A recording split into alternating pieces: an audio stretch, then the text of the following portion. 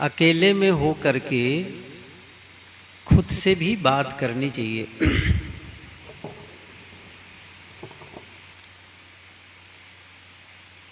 Hello,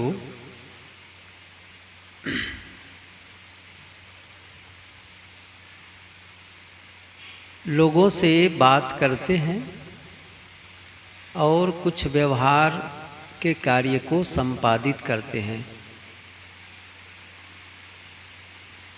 लेकिन जब अपना कार्य करना हो, एक है जगत का काम और दूसरा है स्वयं का काम, अपना काम। तो अपना काम करने के लिए कभी कभी अकेले में बैठ करके अपने आप से भी बातचीत करनी चाहिए। अपने आप से कैसी बात करनी चाहिए? अपने से भी पूछे, मैं कैसा जीवन चाहता हूँ। ये बड़ा सरल सा प्रश्न है। मैं कैसा जीवन चाहता हूँ। आप खुद से भी अपेक्षा रखना सीखें। देखिए, दूसरों से अपेक्षा तो हम सभी रखते हैं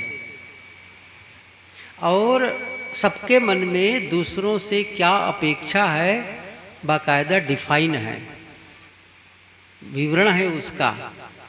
जैसे पति और पत्नी, तो पति अपेक्षा करता है कि पत्नी को मेरे साथ क्या क्या व्यवहार करना चाहिए, और इसी प्रकार पत्नी को भी, इसी प्रकार भाई भाई को भी, पिता पुत्र सब एक दूसरे के प्रति अपेक्षा रखते हैं। इसी प्रकार से शासन शासित हम राजनेताओं से क्या अपेक्षा रखते हैं, उसको ऐसा करना चाहिए, वैसा करना चाहिए, वैसा करना चाहिए। तो राजनेता आम पब्लिक से क्या अपेक्षा करते हैं, उनकी भी होती है। हमने ये करने को दिया, आपको भी कम से कम अपनी जिम्मेदारी समझनी है, तो उनकी भी अपनी अपेक्षाएं हैं। लेकिन यहाँ पर जो मैं कह रहा हूँ, खुद से भी आप कभी ये पूछेंगे तो आपको पता चल जाएगा। आप जब ये पूछेंगे कि सचमुच मैं क्या चाहता हूँ अपने आप से, तो इतना तो साफ हो जाएगा कि आप अपने आप से दुख नहीं चाहते, अशांति नहीं चाहते, बीमारी नहीं चाहते। इतना तो साफ हो जाएगा। और मैंने क्या कहा था, क्या चाहते हैं, कैसा जीवन चाहते हैं, ये स्वयं से पूछ लेना चाहिए। यदि बात समझ में ना आती हो तो मैं थोड़ा सा दूसरे ढंग से पूछूं। मैं क्यों कह रहा हूं ये बात? मैं इसलिए कह रहा हूं कि हम में से बहुत कम लोग हैं, हम में से बहुत कम लोग हैं जो अपने जीवन के संबंध में समझने का प्रयास करते हैं। देखो, दुनिया को समझने का प्रयास तो बहुत लोग कर रहे हैं।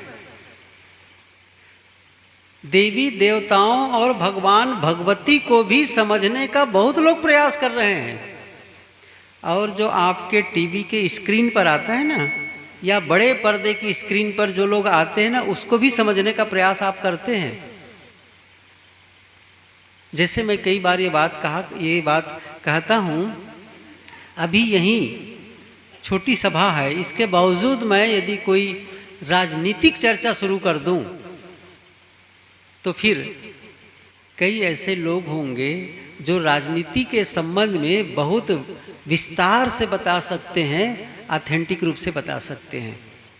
ये ऐसा है, वो ऐसा है, वो ऐसा है, बढ़िया समीक्षा करके वो बात बता सकते हैं कि भाई वस्तुतः ये होना चाहिए। ये वो राजनीति के बारे में एक गहरी पैठ है उनके पास, उनके अंदर। यदि मैं यहाँ पर कोई सिनेमा जगत की चर्चा कर दूं तो फिर ऐसे भी लोग होंगे जो सिनेमा के संबंध में बहुत बढ़िया तरीके से बताएंगे। कौन सा नया सिनेमा रिलीज हो रहा है, कौन उसमें एक्टर है, कौन एक्ट्रेस है, कौन विलेन है और कौन कौन से गीत हैं, नॉलेज है उनको और वो बता सकते हैं। यदि मैं यहाँ पर खेल की चर्चा छेड़ दूँ तो खेल के बारे में भी बताने वाले लोग मिल जाएंगे, लेकिन ऐसे ही जानकार लोगों से यदि मैं पूछूं आप अपने जीवन के संबंध में बताएं या जीवन की परिभाषा ही बता दें तो शायद बहुत कम लोग होंगे। क्यों?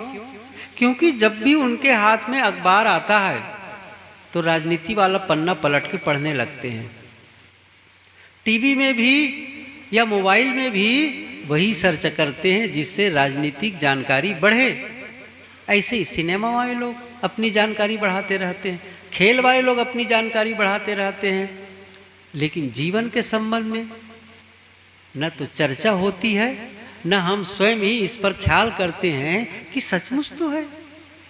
राजनीति उथल पुथल हो तो वो बात अलग है, लेकिन मेरा जीवन कैसा होना चाहिए, मेरा जीवन कैसा होना चाहिए, कौन सा फिल्म सफल है, कौन सा फिल्म असफल है, ये बहुत सारी जानकारी, कौन सा खेल, कौन सा खिलाड़ी सफल है, कौन सा खिलाड़ी अभी ठीक से नहीं चल रहा है, इन जानकारियों से कौन सा हमारे जीवन विकास होने वाला है। लेकिन एक बात है, आप यदि अपने जीवन को ठीक से नहीं समझेंगे तो आपका जीवन विकास थम जाएगा। अर्थात यदि जीवन को आनंदपूर्ण जीना है तो जीवन को समझना पड़ेगा।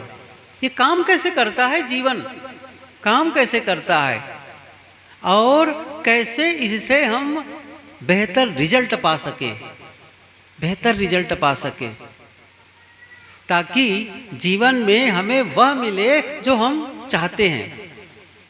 मैंने शुरू में यही प्रश्न किया था कि हम सभी एक बार कभी कभी अकेले में बैठ कर के पूछें, मैं क्या चाहता हूँ, अपने जीवन से क्या चाहता हूँ, कैसा जीवन चाहता हूँ। और ये बात तो साफ है ना, जैसे मैं भी पूछूं यहीं पर कैसा मोबाइल चाहते हैं, अब तो लगभग पता चल जाएगा। मान लो जीवन के संबंध में न भी समझ में आता हो तो ये तो समझ में जाएंगे ना, कैसा मोबाइल चाहते हैं, कैसी गाड़ी चाहते हैं, कैसा मकान चाहते हैं, कैसा जीवन साथी चाहते हैं। इस प्रकार से पूछूंगा तो लगभग अब बातें समझ में आने लगेंगी। क्या होगा उत्तर? एक ही उत्तर है सबका। जो मैंने पूछा वो सारे प्रश्नों का एक ही उत्तर है। क्या है? मनपसंद का। सही है ना? मनपसंद का। मोबाइल कैसा चाहिए? मनपसंद का। मकान कैसा चाहिए? मनपसंद का। जीवन कैसा चाहिए? मनपसंद का। तो मनपसंद का जीवन कौन देगा आपको? किसके भरोसे बैठे हैं आप? ये थोड़ा क्लियर हो जाना चाहिए ना। कौन आपको मनपसंद का जीवन देने वाला है? किस देवी देवता की आराधना में लगेंगे और आपको मनपसंद का जीवन दे देगा वो? किस राजनेता के संपर्क में आएंगे और आपको मनपसंद का जीवन दे देगा? देखिए, राजनेताओं की भी अपनी एक सीमा है। वो आकर के आपके गांव और नगर का विकास तो कर देंगे, उनके पास फंड होते हैं, पैसे होते हैं, और इसके लेकर के आपके गांव को एक बेहतर और सुंदर गांव बना देंगे। हो सकता है आपके मकान को भी बढ़िया बना दे, लेकिन आप ये कहें मेरा जीवन को बेहतर बना दो, मेरे जीवन को सुंदर बना दो, वो कहेंगे ऐसा कैसे मैं कर सकता हूं। जो प्रत्यक्ष आपके आसपास रिश्तेदार हैं, जिनके पास अभी धन बल है, जन बल है और विद्या बल है, बहुत से बलों से संपन्न हैं, वे लोग भी आपको अभी आपके जीवन को बेहतर बनाने में सहयोग नहीं कर सकते, या वो बना नहीं सकते जबरदस्ती आपको ऐसा कर ही हो ही जाएगा ऐसे कहा करके। आप हैं बस, आप जिस दिन चाहते हैं मैं ऐसा जीवन जीऊंगा, और वैसा जब जीना शुरू कर देते हैं तो आपके मनपसंद का जीवन बनने लग जाता है। देखिए, इसके लिए मैं एक सरल उदाहरण दिया करता हूँ, कई बार दिया। आप एक ज़मीन खरीद करके मकान बनाना चाहते हैं, या हो सकता है आपके ही ज़मीन हो, ऐसा हो जो सड़क किनारे ज़मीन हो, और आप चाहे कि भाई मैं वहाँ मकान बनाऊँ।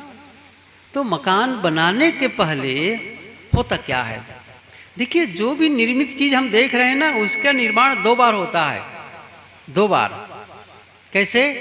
एक बार अदृश्य में, दूसरे बार दृश्य में, अर्थात एक बार मन में और दूसरे बार प्रकट में। होता है ना? जैसे मकान की चर्चा मैंने की, तो मकान बनाने के पहले आपके मन में भी नक्शा बनता है, या आप बनाते हैं इतना बड़ा मकान, इतने कमरों का मकान, ऐसी ऐसी फैसिलिटी, ये व्यवस्था होनी चाहिए, ऐसा आप अंदर अंदर सोचते हैं।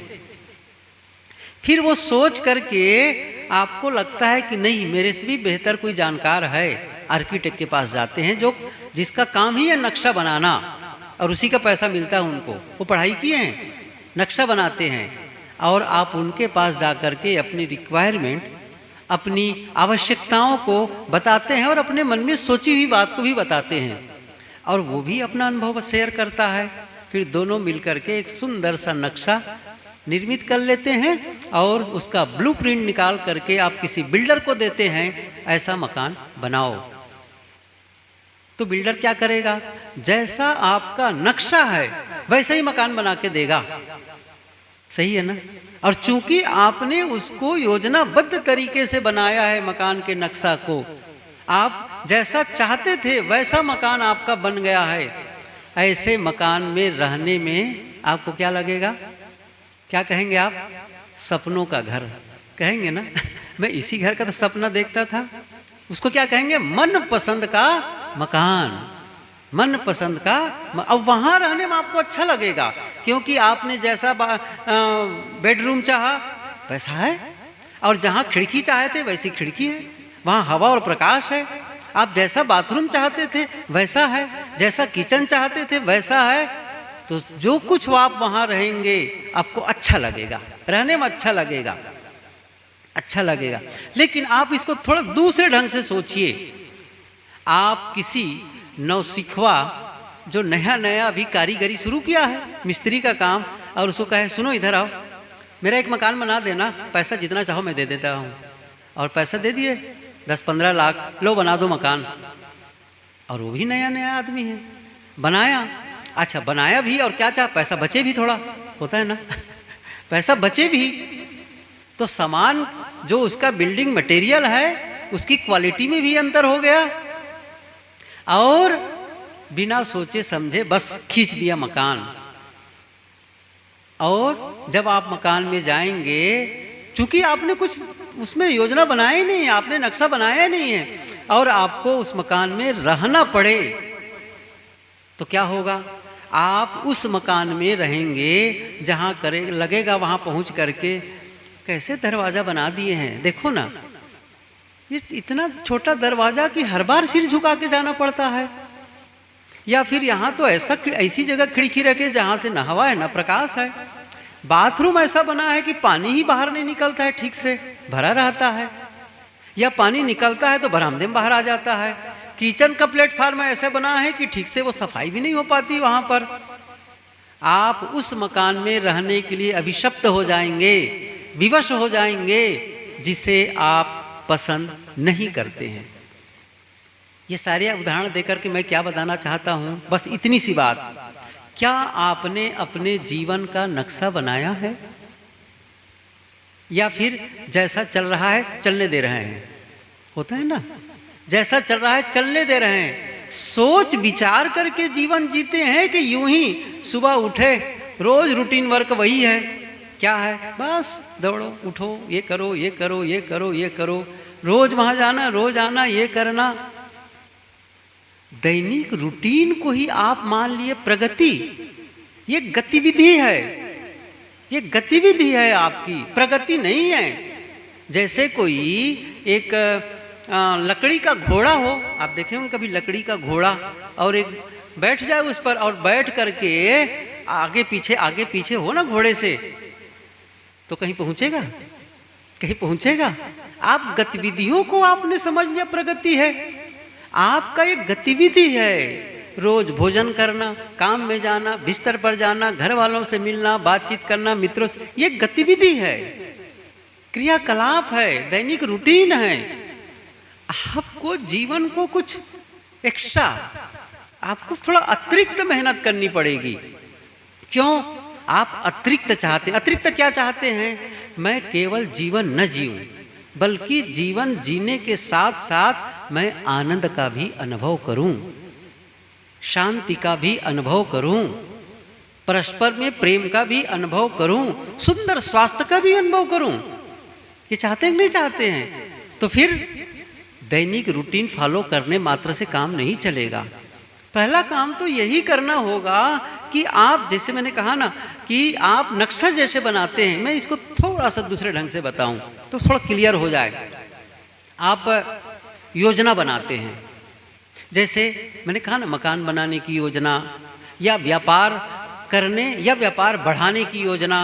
आपके बच्चे हैं, आप योजना बनाते हैं, बेटी शादी लायक हो गई है, बेटा भी शादी लायक हो गया है, इसकी कहाँ कैसे करना है, उसके लिए पैसा जमा करना है, योजना बनाते हैं। या फिर कहीं पर घूमने फिरने जाना होता है, 2-4 दिन, 6 दिन, 10 दिन के लिए, भाई वहाँ टूर में जाएंगे, योजना बनाते हैं। एक योजना और बनाइए आप, एक योजना और बनाइए। कौन सी योजना बनाओ? मैं सुख शांति का जीवन जीना चाहता हूं। क्या कहना है अपने आप से? मैं सुख शांति का जीवन जीना चाहता हूं। अब मुझे उसके लिए क्या करना है, क्या बदलाव करना है? जैसे मैंने कहा ना, मैं सुंदर स्वास्थ्य भी चाहता हूं, तो मुझे क्या बदलाव करना चाहिए, क्या नई चीज ग्रहण करना चाहिए? जब आप अपने भीतर में कुछ अतिरिक्त मेहनत करके खंगालेंगे, अतिरिक्त कुछ थोड़ा भीतर प्रेशर देंगे। मैं ये भी बता देना चाहता हूँ, जो मैं कह रहा हूँ वो करने की शक्ति, वो करने की योग्यता सब में है, इसलिए मैं कह रहा हूँ, इसलिए कह रहा हूँ। और ये मैं नहीं कह रहा हूँ, ये तो सभी ऋषि मुनियों ने कहा है। सदगुरु कबीर ने तो इस बात को इतना विस्तृत ढंग से कहा है कि आप उनकी वाणी पढ़ के जान सकते हैं। एक छोटा सा उनका सूत्र है, उसको बता दूं। उन्होंने कहा है कि सकलो दुर्मति दूर करूं, अच्छा जन्म बनाओ, काग गौन गति छाड़ी के हंस गौन चली आओ। एक अर्धाली ही पर्याप्त है। अच्छा जन्म बनाओ। अच्छा जन्म का मतलब, जन्म तो मनुष्य का मिल ही गया है ना, उसको क्या अच्छा बनाएंगे आप? इसका अर्थ है जीवन को अच्छा बनाओ। आप ये मत मान लें कि जीवन मिल गया तो पर्याप्त है। कल मैंने चर्चा की थी कि शास्त्रों में बात आती है, बड़े भाग्य मानुष तन पावा। सदगुरु कबीर ने भी बात कही है कि मानुष जन्म दुर्लभ है, बहुर न दूजी बार। और मनुष्य जीवन की महिमा सब लोगों ने गाई है। लेकिन आप ये न मान लें कि महिमा गाने से हम सब कुछ प्राप्त कर लिए। मनुष्य जीवन मिलने का इतना ही अर्थ हुआ, इतना ही अर्थ हुआ। क्या? आप में एक संभावना है, आप में एक शक्ति है जो अन्यों में नहीं है, लेकिन उस संभावना को वास्तविकता में बदलने का काम आपको करना पड़ेगा। जैसे इतना बड़ा बीज है, बहुत छोटा बीज है ना, बहुत ही छोटा बीज है। उस बीज में विशाल वृक्ष छिपा है। बट का ही दाना, बट बरगद का एक तो फल इतना छोटा होता है, फल में बीज कितने होते हैं? सरसों के दाना के बराबर। और उस बीज में कितना बड़ा वृक्ष है, अनुमान लगाइए कितना बड़ा है? बहुत बड़ा वृक्ष है उसमें। आप कहेंगे नहीं इसमें तो है नहीं है, दिखाओ, और पत्थर से तोड़ दो, वो नहीं दिखेगा, वो नहीं दिखेगा ऐसे में। लेकिन ये आप नहीं कह सकते कि उसमें बीज नहीं है। बीज है, क्षमा करें, वृक्ष है उसमें। लेकिन वृक्ष कैसे बनेगा उसका एक सिस्टम है। बस सिस्टम क्या है सभी समझ रहे हैं। मिट्टी में वपन कर दो, सींच दो, सूर्य की रोशनी आने दो और थोड़ी उसकी रक्षा करो, धीरे धीरे ग्रोथ करेगा, विकसित होगा और विशाल वृक्ष बन जाएगा, उसमें विशाल वृक्ष बन जाएगा। यही संभावना आप में भी है। आप में, हम सब में, यहाँ जितने लोग बैठे हैं ना, या कहूँ मैं इस दुनिया में जितने मनुष्य हैं, यदि वो होश हवास में है, यदि वो कुछ समझ सकती है, तो उसमें वो शक्ति है, वो योग्यता है कि वह अपने जीवन में बुद्धत्व का अनुभव कर सकता है, सत्य का अनुभव कर सकता है, परम शांति का अनुभव कर सकता है। और यदि ये न कर पाते तो फिर संतों का उपदेश व्यर्थ जाता। और इसी के लिए तो कह रहे हैं, चाहे सारे शास्त्र को देख लो, संतों के उपदेश को सुन लो, क्यों, क्या संदेश दे रहे हैं? यही तो संदेश दे रहे हैं, आप शांति का अनुभव करो, दुख से मुक्त हो, दुख से मुक्त हो, यही तो कह रहे हैं, बार बार संदेश दे रहे हैं। तो क्या हम में वो शक्ति ना होती तो भी कहते? नहीं। देखिए, आखिर कोई तो इस दुनिया में काम किया है, किसी ने तो किया है, कोई है इस दुनिया में, पहले कभी हो चुके हैं जिन्होंने ये काम किया है। और जब ये काम किसी ने किया है कभी, तो हम भी कर सकते हैं। क्यों? आप कहेंगे उन लोगों के लिए कोई विशेष बात थी। विशेष बात क्या थी भाई उनके लिए? क्या विशेष बात थी? चाहे बुद्ध हो, चाहे महावीर हो, चाहे वो कबीर हो, चाहे नानक हो, ईसा हो कि मोहम्मद हो, कोई भी आप नाम ले लीजिए, क्या आप ये कह सकते हैं कि प्रकृति की ओर से उनको विशेष वरदान मिला था? क्या विशेष उनमें कोई ऐसी चीज थी, उनके शारीरिक बनावट या और कुछ ऐसे अंतर था जो प्रकृति की ओर से विशेष रूप से सहयोग था? नहीं थी। आप समझ लीजिए, नहीं थी। और एक चीज और बता दूं, अभी आज जो किसी भी क्षेत्र में सफल होने के जो आज अवसर हैं, इतिहास में पहले कभी नहीं था। ये आप ध्यान दीजिए, जितना बढ़िया अवसर आज का दिन है, इतना पहले कभी नहीं था, कभी नहीं था, कभी नहीं था। किसी भी क्षेत्र में ना, किसी भी क्षेत्र में आप यदि धन कमाना चाहेंगे ना, तो धन कमाने के अवसर आज जितना है पहले नहीं था, पहले नहीं था। किसी भी क्षेत्र में नई जानकारी आप प्राप्त करना चाहें, पहले नहीं था, पहले नहीं था, आज है। जो इन्फॉर्मेशन, जो सूचनाएं आज आप कुछ मिनट में प्राप्त कर सकें, कुछ घंटे में प्राप्त कर सकते हैं, महीनों लग जाते। जिस यात्रा को पूरी करने में आपको महीनों लगते, आज कुछ घंटे में यात्रा पूरी हो जाती है। आज अवसर ज्यादा है। तो ऐसा नहीं है कि बुद्ध को कोई विशेष वरदान मिला था प्रकृति की ओर से, या कबीर को विशेष वरदान मिला था, या वर्तमान के कुछ ऐसे संत हैं जो सचमुच रूप से दुख मुक्त जीवन जी रहे हैं, उनके लिए कोई विशेष वरदान है? नहीं। वही हाथ है, वही पैर है, वही आंख नाक कान है, अंदर के जो हृदय है, किडनी है, लंग्स है, सब, कोई अंतर नहीं है। एक हमारे सिद्धांत के संत हो गए हैं, श्री सदगुरु श्री राम रहस साहब, उनकी एक पंक्ति, बहुत प्रसिद्ध पंक्ति है, फेर परा नहीं अंग में, नहीं इंद्रियन के माही, फेर परा कुछ बूझ में, सो निर्वारे नाही।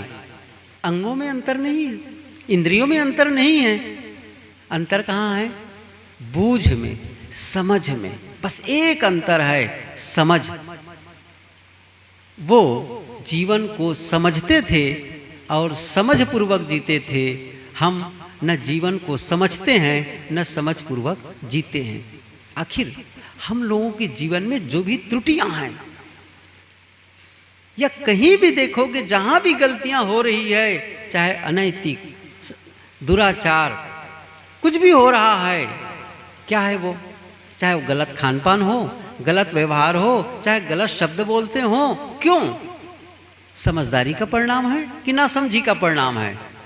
नासमझी का ही परिणाम है, समझदारी का परिणाम नहीं है। कोई बीड़ी पीता है, कोई सिगरेट पीता है, कोई शराब पीता है, वो समझदारी से पी रहा है, वो समझ नहीं रहा है, वस्तुतः सच नहीं समझ रहा है कि इसका रिजल्ट मेरे जीवन में क्या आने वाला है, नहीं समझ रहा है। समझता तो अपने आप, क्यों? ऐसे भी उदाहरण आज भरे पड़े हैं जिन्होंने इन चीजों को ग्रहण किया और अपने जीवन को बर्बाद किया। मैंने कल कहा था, ऐसे उदाहरण हैं, ऐसे उदाहरण हैं को आपको अच्छे रास्ते की ओर ले जा सकते हैं, अच्छी बात बताने वाले लोग हैं। और ऐसे भी लोग हैं जो आपको कुपथ पर ले जाते हैं। और आप एक ही घटना से, मैं एक चीज़ बताऊं अभी, एक ही घटना से आप वहाँ से गुण भी ले सकते हैं अवगुण भी ले सकते हैं। आपका देखने का ढंग, जिसे कहते हैं नजरिया, एटीट्यूड, नजरिया, आप उस घटना को, उस व्यक्ति को से किस एंगल से कहाँ फोकस कर रहे हैं, कहाँ फोकस कर रहे हैं, क्या उनकी गलतियों पर या फिर उनकी गलतियों से आप सीख रहे हैं। देखिए, लोगों की अच्छाइयों से हम सीखते हैं, लेकिन सच क्या है, आप थोड़ा और आगे बढ़ सकते हैं, लोगों की गलतियों से भी सीख सकते हैं आप। ये अद्भुत बात है, लोगों की गलतियों से भी सीख सकते हैं। सुकरात का नाम सुने होंगे, यूनान में एथेंस नगरी, वहाँ के एक महान विचारक, जिस समय हमारे देश में बुद्ध और महावीर के विचार यहाँ गूंजते थे, उनका जीवन था, उसी समय लगभग सुकरात थे वहाँ। और सुकरात को यदि उस समय के कबीर कहें तो आश्चर्य नहीं है। वो क्रांति कर देते थे, लोगों को प्रश्न पूछ पूछ करके। वहाँ राज सत्ता हिल गई, अंत में उनको जहर दिया गया। खैर, तो इतने ज्ञानी थे सचमुच। आज भी उनके बारे में जब उनके कभी जीवन को आपको पढ़ने का अवसर मिले ना, सुकरात के विषय में, आपको पता चलेगा वो आदमी देखने में जरूर सुंदर नहीं थे, लेकिन सचमुच भीतर से इतने सुंदर थे कि उनके प्रति स्वाभाविक मन झुक जाता है श्रद्धा से। मैं कह रहा था, एक बार उनके और परिचित अनुगामी लोग बैठे हुए थे, उन्होंने क्या पूछा, आप इतने बड़े ज्ञानी हैं, आपके गुरु कौन थे?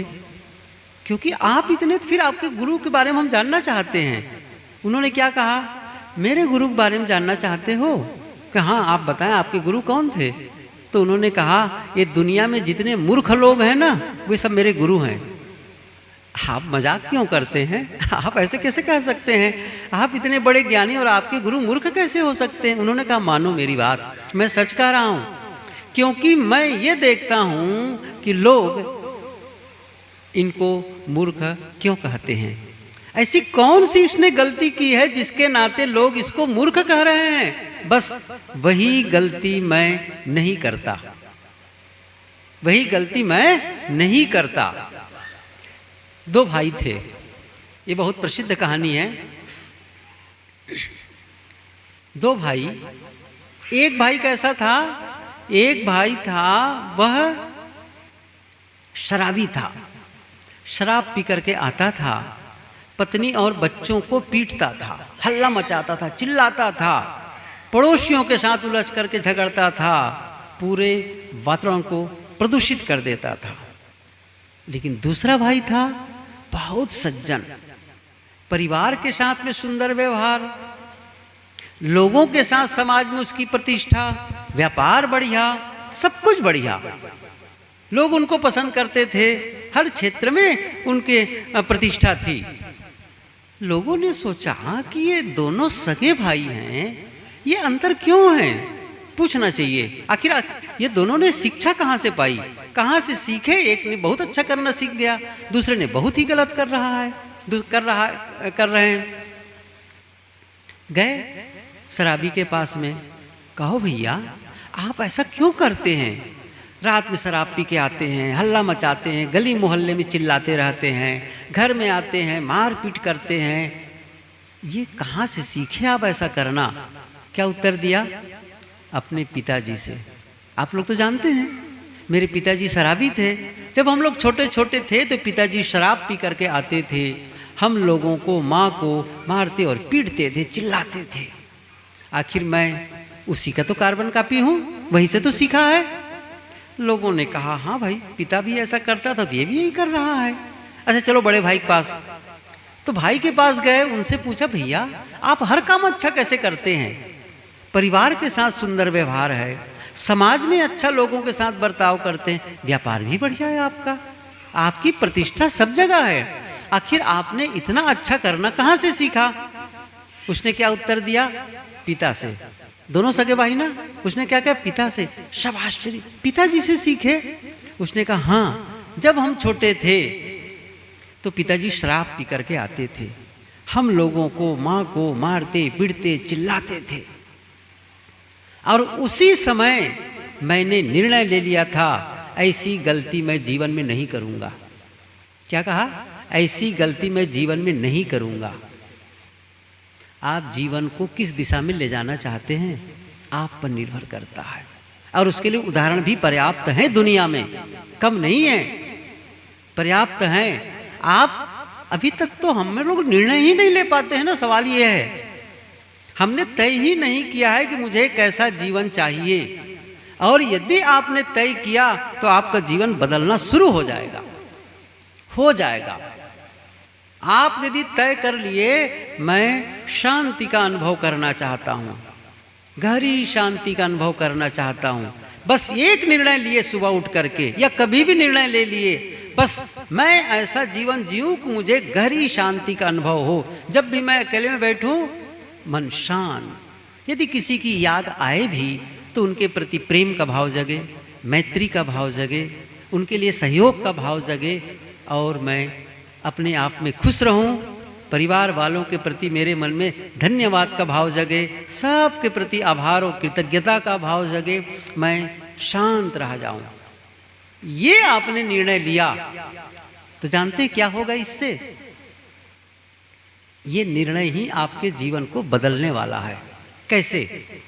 देखिए, जब आप निर्णय लेते हैं और उसमें स्टेबल रहना चाहते हैं, आप उसमें स्थित होना चाहते हैं, आप सचमुच उसको महसूस करना चाहते हैं, तो क्या क्या बदलेगा? देखिए, पहला काम क्या होगा आपकी इस निर्णय से? आपके मन में विचार चलने लगेंगे। क्या विचार चलने लगेंगे? जो मैंने निर्णय लिया है उसे कैसे प्राप्त हो। और आपके भीतर जो बैठा है ना, आपके भीतर बैठा है ना, आत्मा के रूप में परमात्मा, आत्मा के रूप में आत्मा ही परमात्मा, जो सदगुरु कबीर का संदेश है, वो वही भीतर बैठा है। वो सुझाएगा रास्ता आपको, वो सुझाएगा। क्यों मैं कह रहा हूं ये बात? ये कबीर साहब ने बात कही है, इसलिए मैं कह रहा हूं। कबीर साहब ने क्या कहा है? बैठा है घट भीतरे, बैठा है साचेत, जब जैसी गति चाहे तब तैसी मति देत। आप कभी बीजक पढ़े हो तो उसमें जब पन्ने पलटेंगे तो ये पंक्ति मिल जाएगी। क्या कहा उन्होंने? बैठा है घट भीतरे, सबके घट में ना, सबके घट में। साहब ने कहा है ना कि सब घट मेरो साइयां सुनी सेज न कोई। सब जगह है, लेकिन विशेषता किसकी है? बलिहारी तेहि पुरुष की। कैसे आया है? बलिहारी वह घट की, बलिहारी वह घट की, जाघट पर घट होए। मैंने कहा ना, परमात्मा तो है, लेकिन क्या आपने परमात्मा का उद्घाटन किया है? जैसे मैंने कहा ना, बीज है, तो क्या बीज को आपने उद्घाटित किया है वृक्ष के रूप में? आप में परमात्मा के बीज तो छिपे हैं, लेकिन भीतर से शैतान ही निकाल रहे हैं, भीतर से द्वेष और नफरत ही निकाल रहे हैं। परमात्मा को तो बाहर आने का अवसर ही नहीं दे रहे हैं आप, अवसर ही नहीं दे रहे हैं। वो छिपा ही रह जाता है, वो प्रसुप्त ही रह जाता है। आपके भीतर में है वो चीज, लेकिन आप उसे आने का अवसर तो दें। और अवसर वही बता रहा हूं मैं, वही है। जब आप संकल्प लेते तो आपका जीवन में क्रांति आती है। एक निर्णय लेते हैं, आपके भीतर में विचार चलने लगते हैं कि कैसे हो। और भीतर वाला, मैंने कहा ना, पंक्ति फिर से याद करिए, जब जैसी गति चाहे तब तैसी मति देत। कितना वैज्ञानिक है ये कथन। गति कौन? गति माने दशा। आप कौन सी दशा चाहते हैं अपने जीवन में? गति माने दशा, स्थिति।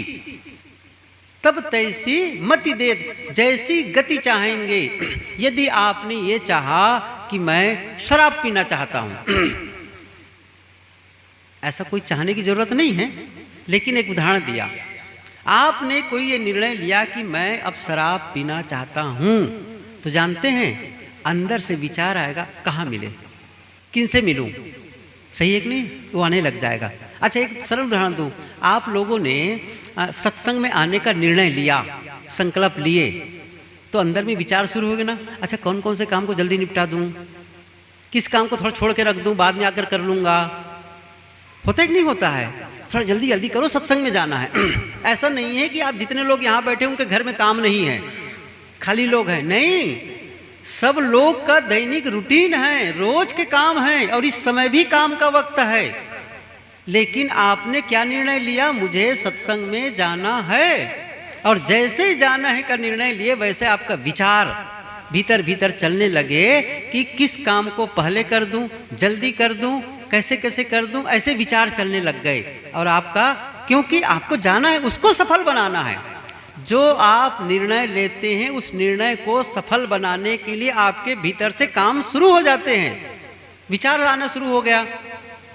फिर क्या हुआ? शब्द भी निकलता है। आप लोगों से बताएंगे मैं सत्संग में जा रहा हूँ, ये ऐसा है, मैं सत्संग में जा रहा हूँ, वो करना है। घर वालों को भी बताए, और हो सकता है कोई मित्र मिले, अरे चलो भाई सत्संग में चलना है क्या? मैं चल रहा हूँ। अच्छा गाड़ी खाली, चलो बैठ जाओ। ऐसा भी होता है ना? क्या हो गया? विचार चले, शब्द निकले, और आपका कदम किधर गया? सत्संग की ओर ना, सत्संग की ओर आ गया। क्यों? क्योंकि आपने निर्णय लिया। ऐसे ही है, जिस दिन आपने सुख और शांति के अनुभव के लिए निर्णय लिया, मैंने कहा ना, विचार शुरू हो जाएंगे, और विचार शुरू हो जाएंगे तो शब्द क्या होगा? पूछेंगे भैया आसपास कोई सत्संगी लोग हैं क्या? या फिर आसपास को ढूंढेंगे, ऐसा व्यक्ति है जो ऐसा जीवन जी रहा है, ऐसा कोई है क्या? चलो इनसे मिलूं, चलो बात करूं। क्योंकि ऐसे लोगों को आप पसंद, कुछ तो ऐसे हैं जिनको आप बहुत पसंद करते हैं। क्यों पसंद करते हैं? क्योंकि या तो उनके बोलने का ढंग बढ़िया है, या तो उनको करने का ढंग बढ़िया है, या उनके सलाह कुछ तो बढ़िया है। उनसे पूछो ऐसा कैसे करते हो आप, सही है ना? वो बताने को तैयार हैं, वो बताएंगे, चलो अच्छा वो कहेंगे मैं तो ज़्यादा नहीं बताऊंगा, चलो मेरे साथ में। ऐसे ही वो सत्संग में ले जाते हैं, ऐसे ही ले जाते हैं। चलो उस संत से मिलाऊं, अच्छा चलो उस व्यक्ति से मिलाऊं जो इस विषय में बहुत बढ़िया बताता है। या फिर ऐसा करो, मोबाइल खोलो, मैं बता देता हूँ ऐसा ऐसा, इसको सर्च करो, इसको सुनो, या इस पुस्तक को पढ़ो। बताते नहीं बताते हैं, सब बताने वाले हो जाते हैं। तो विचार चले, शब्द शुरू हो गए, और आपके कार्य, फिर कैसे कार्य होता है उसको सुनिए। मैं क्या कहना चाहता हूं इसमें, बस यही, आप जब सुख और शांति का अनुभव करना चाहेंगे तो क्या होगा? आपके मुंह से कभी कटु शब्द निकल गया,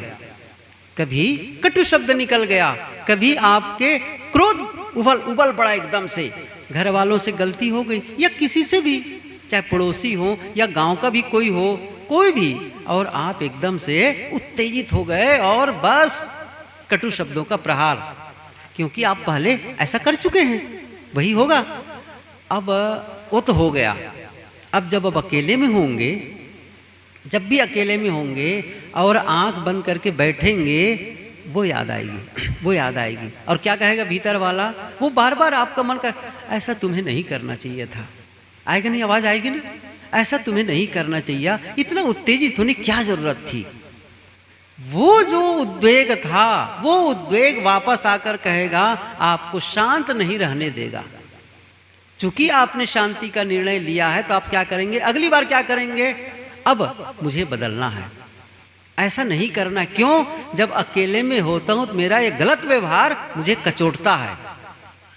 देखिए, आप जीवन को बदलना जब चाहेंगे ना, काम करना चाहेंगे, तब बदलेगा।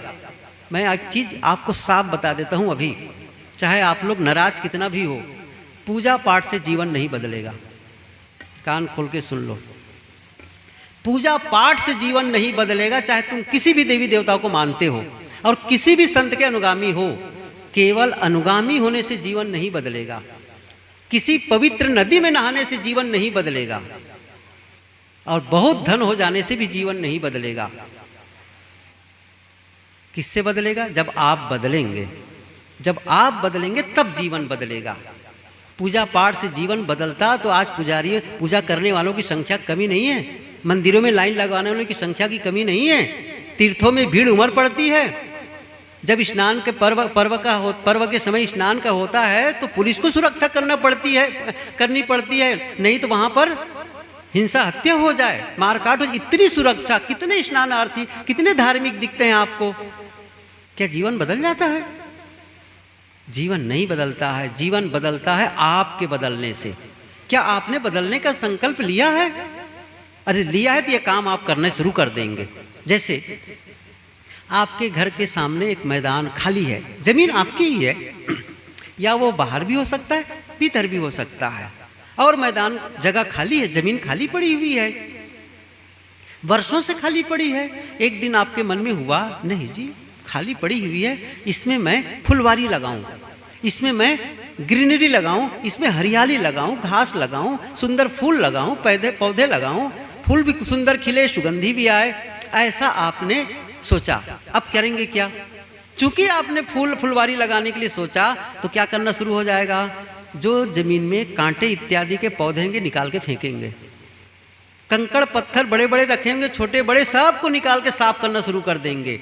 जमीन कहीं ऊंची नीची होगी उसको भी लेवल करना शुरू कर देंगे, और उसके बाद में जुताई करेंगे, उसकी उर्वरा शक्ति को बढ़ाएंगे, सिंचाई की व्यवस्था करेंगे ना। चूंकि आपने क्या सोचा है, फूल लगाना है, हरियाली डेवलप करनी है, तो वो चीज़ आप बदलना शुरू कर देंगे। लेकिन जिसके घर के सामने जमीन है, लेकिन उसने निर्णय ही नहीं लिया कि मुझे फूल चाहिए कि मुझे हरियाली चाहिए, वो सोचा ही नहीं है, तो बदलाव करेगा वो? जैसा है वैसा है, रहने दो जमीन को वैसे ही, क्योंकि सब समय ऐसी रहे। लेकिन जब आप सोचते कि नहीं इसमें फूल लगाना है, क्या आप अपने जीवन में शांति के फूल खिलाना चाहते हैं? क्या सुख की सुगंधी पाना चाहते हैं? तो फिर आप बदलाव करेंगे।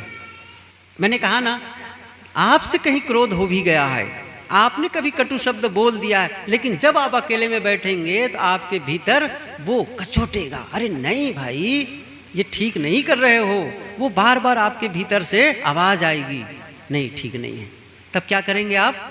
अगली बार आप क्या सावधानी रखेंगे? अब ऐसे शब्दों का प्रयोग नहीं करना है, क्योंकि वो बदलेगा वो आपको।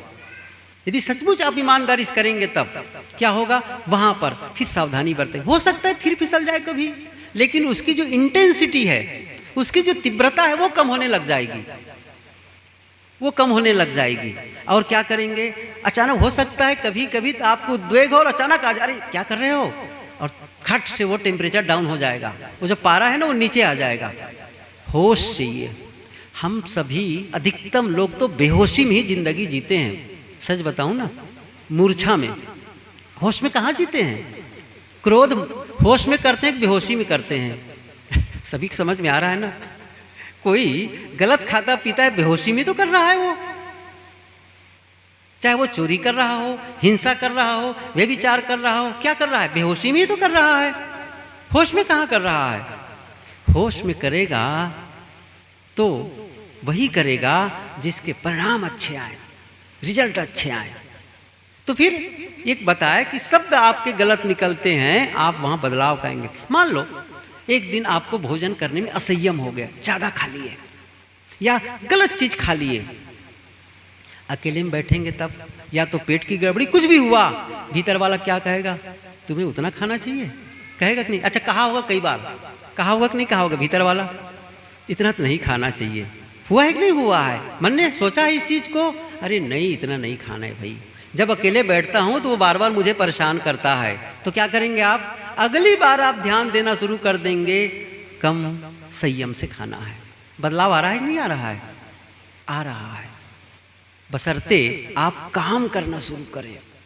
हम क्या सोचते हैं, हम पूजा के बल पर बदल जाएंगे, वैसा नहीं कर सकते जैसा क्या होता है, चाहे वो भगवान राम हो, भगवान कृष्ण हो, चाहे सदगुरु कबीर हो, चाहे बुद्ध और महावीर के ही अनुगामी हो।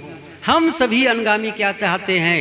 हम कबीर की पूजा कर लेंगे, राम और कृष्ण की पूजा, क्योंकि हम वैसा तो नहीं कर सकते, तपस्या वैसी मेहनत तो नहीं कर सकते हैं, इसलिए उनकी पूजा से हमारा जीवन बदल जाएगा। आप और कहते भी हैं संत, आप कृपा करो, आशीर्वाद दे दो महाराज, ताकि मेरे जीवन में ये हो जाए, ये हो जाए। आशीर्वाद के बल पर जीवन बदलता है, कहीं देखें? अच्छा किसी भी सफल लोगों के जीवन को पढ़ लो, किसी भी ना, किसी भी मतलब किसी भी क्षेत्र में सफल, चाहे वो राजनीति में सफल हो, चाहे वो धन के मामले में सफल हो, चाहे खेल में सफल हो, संगीत में सफल हो, चाहे साधना में सफल हो, उनसे पूछ लो क्या वे लोग आशीर्वाद से सफल हुए हैं? आपको क्या लगता है? आशीर्वाद से सफल हुए जो ओलंपिक में गोल्ड मेडल लाने वाले प्लेयर्स हैं, कभी पूछ करके देखना उनको, आप बड़े भाग्यशाली, कहा के तो इतना नाराज होगा ना वो, मैं सही बता रहा हूँ, इतना नाराज होगा, भगवान की बड़ी कृपा, इतना भर कह दो बस। उनको पता है 15 सेकंड के प्रदर्शन के लिए 15 साल उसने मेहनत की है। जब लोग बिस्तर पर पड़े रहते दौड़ते रहते थे, मेहनत करते थे, अतिरिक्त मेहनत करते थे, अतिरिक्त मेहनत, और तब जाकर के उनको मेडल मिलता है। और हम क्या कह रहे हैं, भगवान की कृपा उन पर है, आप पर क्यों नहीं है? आप पर कुछ तो होना चाहिए ना भाई, कृपा पाने के लिए भी कुछ तो चाहिए, पात्रता चाहिए। सब पर कृपा कम नहीं है। उन्होंने अपनी पात्रता को विकसित की है। बारिश होती है, पानी कहाँ टिकेगा? जहाँ गड्ढा होगा वहीं तो टिकेगा। क्या आपने पात्रता विकसित की है अपने जीवन में कि भाई प्रभु की कृपा मिले, उनका आशीर्वाद मिले? प्रभु कहो चाहे प्रकृति कहो, जो कह लो, वस्तुतः वो कहीं बाहर तो है नहीं है। कहने का मतलब यह हुआ कि आप यदि आशीर्वाद भी चाहते हैं तो मैं ये पूछूं, आपको आशीर्वाद क्यों मिले? अच्छा, भगवान राम का आशीर्वाद आपको क्यों मिले? क्या विशेषता है आप में है? क्या आशीर्वाद पाने की योग्यता आप में है? नहीं है, तो काहे कि मिलेगी भाई? आप अपनी यही तो पात्रता विकसित करने की बात ही बता रहा हूं ना। जब आपका मन विनम्र होगा, आप धैर्यवान होंगे, आप सहनशील होंगे, आप दूसरे के गलतियों को क्षमा कर पाएंगे, धीरे बोलेंगे, मीठा बोलेंगे, आप दुराचार अनैतिकता से दूर होकर के सदाचारी और संयमी का जीवन जीने लगेंगे, तभी तो आपके भीतर में कोई आशीर्वाद ग्रहण करने की क्षमता बढ़ेगी। हम अपनी योग्यता को विकसित करते ही नहीं हैं। और इसीलिए एक सूत्र जो मैं कहा करता हूं वो क्या है, अभी फिर से कह देता हूं, हमें वह नहीं मिलता जो हम चाहते हैं, हमें वह मिलता है जिसके हम योग्य होते हैं। ये याद कर लीजिए इस सूत्र को। मैंने क्या कहा? हमें वह नहीं मिलता जो हम चाहते हैं, हमें वह मिलता है जिसके हम योग्य होते हैं। क्या चाहते हैं? जैसे उदाहरण दूं, एक विद्यार्थी है और वो क्या चाहता है, मैं फर्स्ट आऊं, अर्थात मेरा नंबर मेरिट में लगे, टॉप 10 में। जो पूरे प्रांत में 10 लोगों का नंबर सूची में होता है ना, उस 10 में मेरा नंबर लगे। क्या ऐसा चाहने से वो मेरिट में पास हो जाएगा? हो जाएगा? नहीं होगा। कब होगा? जब उसकी योग्यता होगी। वैसी योग्यता होगी तो मेरिट में आ जाएगा। एक लड़का है जो इसकी पढ़ाई पूरी हो गई और क्या चाहता है, मैं कलेक्टर हो जाऊं। सही है ना? ऐसा चाहता है। तो क्या कलेक्टर हो जाऊं ऐसा चाहने मात्र से कलेक्टर हो जाएगा? नहीं होगा। कब होगा? कलेक्टर की योग्यता। और उस योग्य जब हो गए तो आप योग्यता है तो आपको कलेक्टर होने में कोई रोक नहीं सकता। जैसे गाड़ी खड़ी है बाहर, एक कार, और मैं कार के पास जाकर खड़ा हो जाऊं और कहें ऐसी कार मुझे चाहिए। सही है ना? ऐसा चाहते हैं ना? या किसी की भवन, बिल्डिंग, ऐसी बिल्डिंग मुझे चाहिए, मुझे भी चाहिए, ऐसा हम चाहें तो एक प्रश्न और साथ साथ कर लेना चाहिए, क्या इस कार को पाने की योग्यता मेरे में है? क्या इस बिल्डिंग को पाने की योग्यता मेरे में है? तो दो काम। पहला काम क्या करना है, या तो मैं योग्यता विकसित कर लूं या फिर कार और बिल्डिंग को दिमाग से निकाल दूं। सही है ना? फिर जहां वहीं खुश रहो, फिर आशा मत करो बिल्डिंग की, आशा मत करो कार की। योग्यता, और योग्य हो जाएंगे तो निश्चित रूप से आपको मिलने वाली है। और जिनको भी मिला है योग्यता के नाते मिला है, योग्यता के नाते। मैं एक चीज पूछूं, कबीर साहब जी क्या उस मोक्ष के योग्य थे कि नहीं थे? बुद्ध थे कि नहीं थे? अपनी योग्यता विकसित की है ना उन्होंने, इसलिए उसके योग्य थे वो। यदि आप, मैं थोड़ा सा उल्टा कह रहा हूं, अब थोड़ा सा कष्टप्रद, थोड़ा कठोर बात क्या कहने जा रहा हूं, यदि आप इस समय दुखी हैं, इस समय अशांत हैं, इस समय आप बीमार हैं, इस समय परिवार में संघर्ष है, कोई न कोई बात है, तो मैं क्या कहूं, आप इसके योग्य हैं। देखो किसी को पसंद नहीं आएगा ये विचार में जो कह रहा हूं, किसी को पसंद नहीं आएगा, लेकिन सच है, आप ये इसके योग्य हैं। आपको कोई भी तकलीफ है आप उसके योग्य हैं, उसके योग्य। क्यों? आपने ही कुछ ऐसा किया है, आपने ही कुछ ऐसा किया है जिसके नाते वो मिला है। यदि आप सुख और शांति की योग्य होना चाहते हैं तो सुख और शांति पाने की योग्यता को विकसित कर लीजिए। और मैंने क्या कहा, आपका बदलाव, जीवन का बदलाव, जीवन को बदलना है। और जीवन को बदलने के लिए आपको घर बदलने की ज़रूरत नहीं है, परिवार बदलने की ज़रूरत नहीं है, कपड़े बदलने की ज़रूरत नहीं है, गांव बदलने की ज़रूरत नहीं है। क्या बदलना है? क्या बदलना है? खुद को। और खुद को मतलब मैंने कहा ना, ऐसा नहीं कि आप चेहरा बदल लिए, ऐसा नहीं है। चेहरा बदलने से भी नहीं बदलता है जीवन। आजकल तो वैसे बहुत सारे पार्लर खुल गए हैं, थोड़ा सा मेकअप कर लो, सुंदर दिखने लग जाते हैं लेकिन जीवन थोड़ी सुंदर हो जाता है उससे, है नहीं होता है। क्या करना है? आपको 3 चीज़ों पर काम करना है। तीन कौन कौन से? जो अभी तक बता भी रहा था उसको और थोड़ा सा समराइज कर दूं। सोचने का तरीका, बोलने का तरीका और करने का तरीका, बस 3। जो सोचते हैं वो उस पर काम करिए, बोलते हैं उस पर, और जो करते हैं उस पर।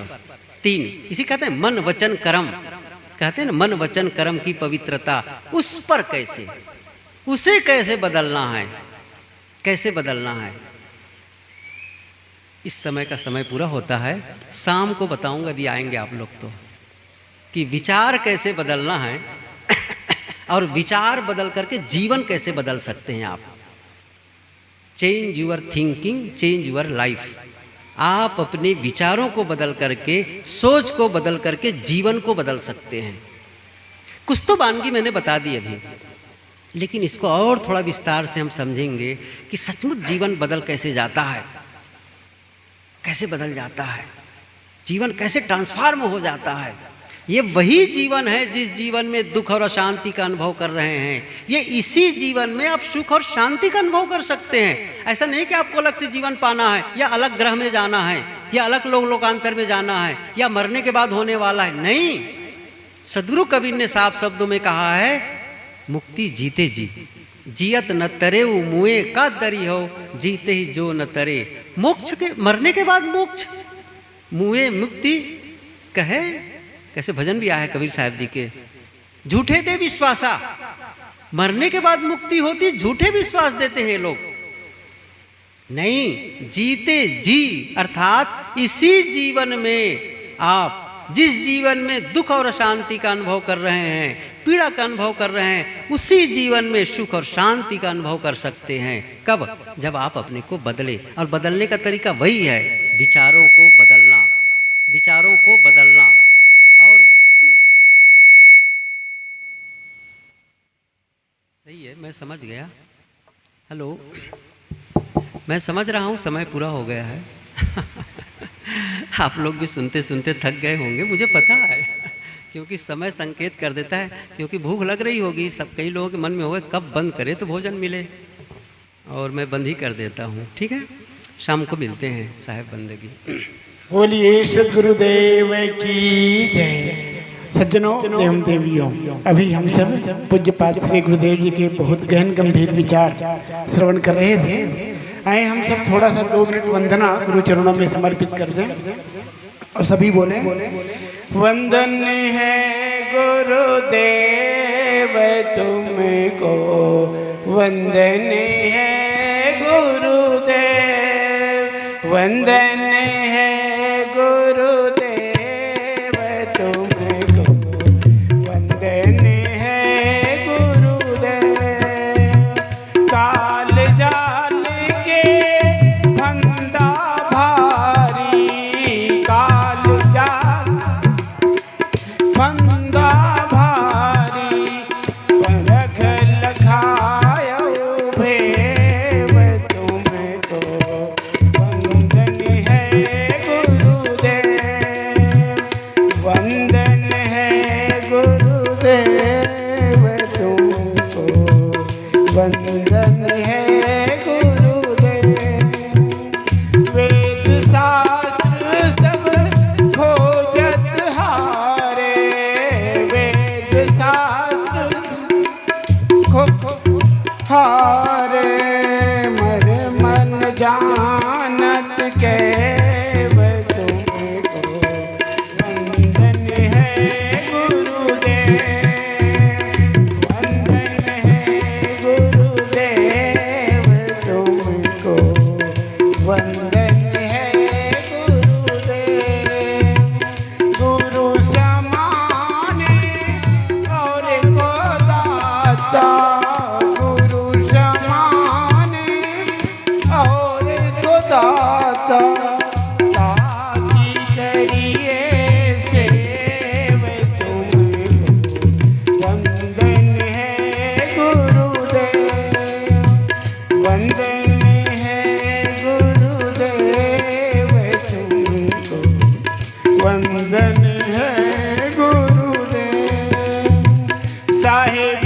कबीर अभय पथ दाता साहेब कबीर अभय पथ दाता पूरन परख समीव तुमको वंदन है गुरुदेव वंदन है गुरुदेव तुमको वंदन है गुरुदेव वंदन है गुरुदेव तुमको वंदन है गुरुदेव। बोलिए सद्गुरु।